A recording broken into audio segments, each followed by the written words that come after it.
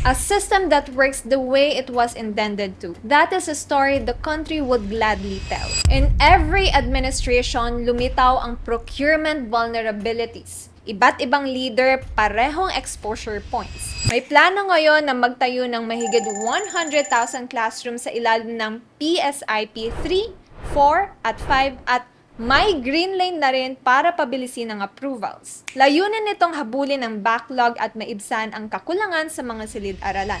Kaya nitong February 11, 2026, pinangunahan ni Pangulong Ferdinand Marcos Jr. ang paglagda sa Memorandum of Agreement sa pagitan ng DepEd at mga LGUs na sinusuportahan ng mahigit 90% ng mga probinsya sa bansa. Layunin nitong pabilisin ang classroom construction para matugunan ang backlog. Sa ilalim ng kasunduan, ang LGUs na ang mangunguna sa construction at rehabilitation, habang ang DepEd ang magtatakda ng priority schools at magsasagawa ng oversight at validation, kasama ang malinaw na reporting at transparency requirements. Sa madaling salita, ito ay decentralization. Mas napapalapit ang implementasyon sa local level, pero may kaakibat na bagong risks.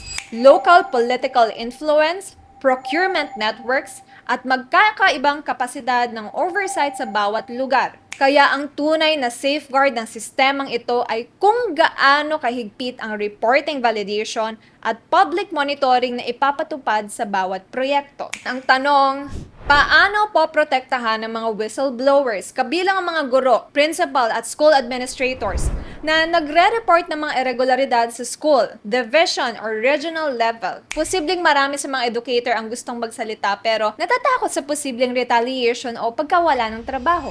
Ayon sa DepEd, may mga confidential reporting channels para makapag-report ang mga personal na irregularidad ng hindi natatakot.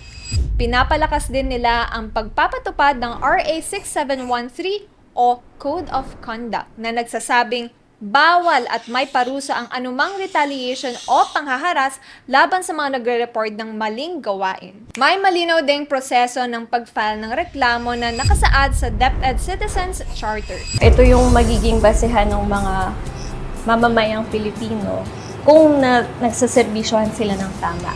Para masigurong may proteksyon at aksyon sa mga ganitong cases. Sinasabi rin ng DepEd na ang pagre-report ng mali o irregularidad ay hindi pagtataksil, kung hindi paraan ng pagtulong sa institusyon.